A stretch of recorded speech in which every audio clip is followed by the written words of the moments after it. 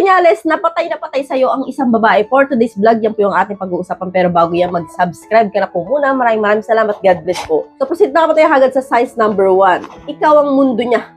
So, masasabi mo, Lods, na mundo ka ng isang babae kapag lagi niya kinukwento sa'yo yung good news at bad news sa buhay niya. So, yung mga random thoughts niya na lagi niya kinukwento sa'yo, na lagi kanyang ina-update, ganito nangyari sa akin ngayong araw, ganyan-ganyan. So, hindi po buo yung araw niya kung hindi niya nakukwento sa'yo yun. At kapag wala kang update sa kanya, balisa siya. So, proceed na tayo agad sa number 2. Jealous Queen Mode. No, ito po yung Lods, yung masyado siyang silosa, yung tipo na mag-comment ka lang ng simple sa picture ng isang babae, ang cute mo naman, mga ganyan. So, ang ganda ng labi mo.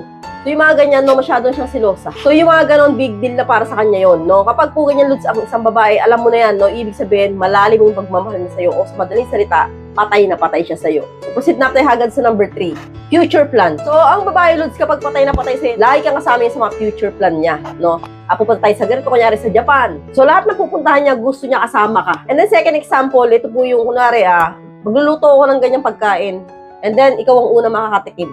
So, kapag ganyan, Lods, yung parang gusto niya lagi kasama sa mga future plan niya, ibig sabihin, patay na patay sa'yo ang isang babae. So, proceed na tayo agad sa number 4. Priority ka niya sa lahat. So, ibig sabihin ko dito, Lods, for example, meron siyang trabaho, and then, nagyaya ka mag-date. O kaya, anniversary niyo yung araw na yan, no, mag-leave siya.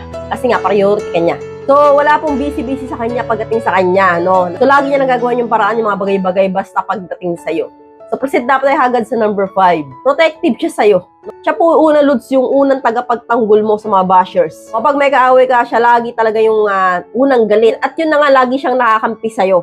So, kapag po, Lods, ang babae protective sa'yo, yan po ay mga signs na patay sa'yo ang isang babae. So, hanggang dito na lang po tayo mga Lods. I hope you learned something new in this video. More videos to come. So, stay connected and see you again to my next video. God bless. Bye-bye!